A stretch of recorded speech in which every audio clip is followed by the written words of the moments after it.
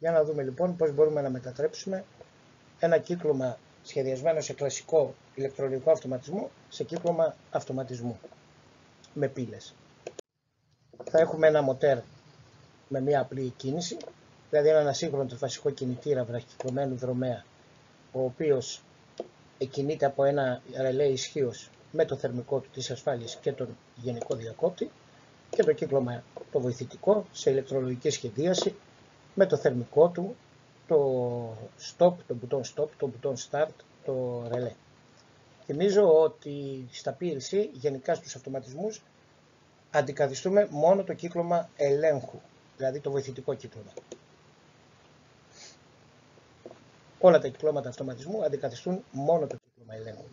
Ας το πάρουμε λοιπόν μόνο του, να δούμε τι έχουμε εδώ πέρα.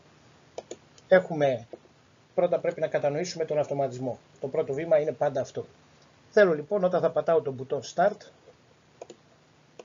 να οπλίζει το ρελέ K και να εκκινεί τον κινητήρα. Ο κινητήρας εξακολουθεί να δουλεύει βέβαια όταν αφήσω εγώ το δάχτυλό μου από τον μπουτόν Start και συνεχίζει να δουλεύει. Πότε θα σταματήσει? Θα σταματήσει μόνο όταν θα πατήσω εγώ τον μπουτόν Stop και θα ξεοπλίσει το ρελέ, ή αν έρθει κάποιο σφάλμα και μιλήσει η επαφή του θερμικού.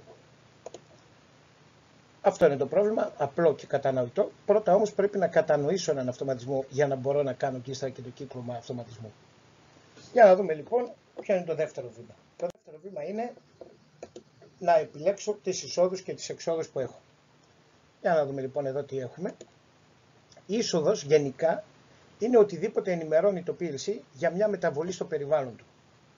Ενώ αντίστοιχα έξοδος είναι όταν το PLC αποφασίσει να ενεργήσει πάνω σε ένα ρελέ ή κάπου. Πάντως το PLC είναι αυτό που αποφασίζει να ενεργήσει, σύμφωνα βέβαια με το σχέδιο και με το κύκλωμα αυτοματισμού που έχουμε κάνει.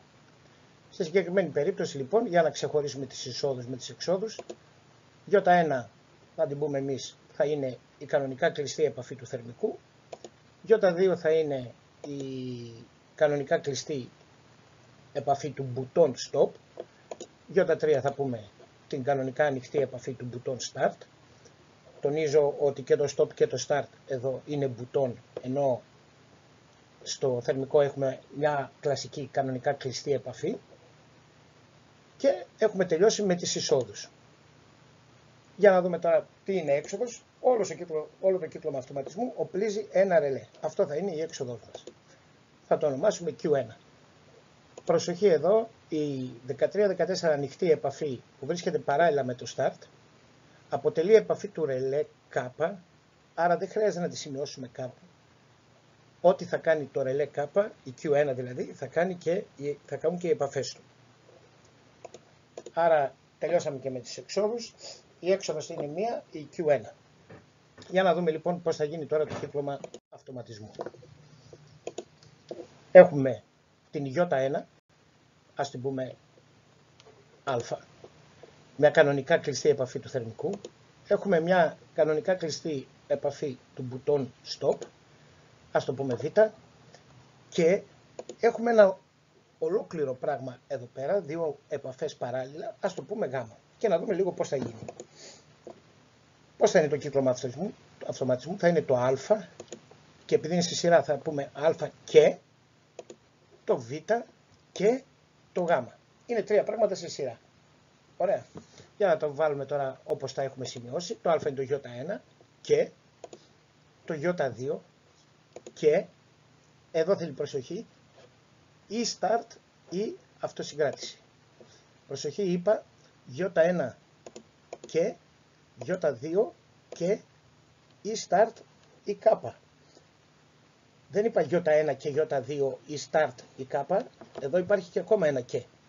Έτσι το ξαναλέω για να το καταλάβουμε, είναι J1 και J2 και ή start ή κάπα. Δηλαδή έτσι πως θα έχουμε ονομάσει, θα είναι J1 και J2 και ή J3 ή Q1. Αυτό είναι όλο το θέμα. Για να το κάνουμε και οπτικά, αυτό δηλαδή είναι ένα πράγμα. Το βάζουμε εδώ στην άκρη λίγο να είναι μικρό, αλλά για να το θυμόμαστε. Και τι έχουμε? Έχουμε την έξοδο Q1 που είναι το ρελέ μας, η οποία οπλίζει, ενεργοποιείται δηλαδή, από μία και, η οποία έχει τρία πράγματα μπροστά της. Το πρώτο πράγμα είναι το Ι1.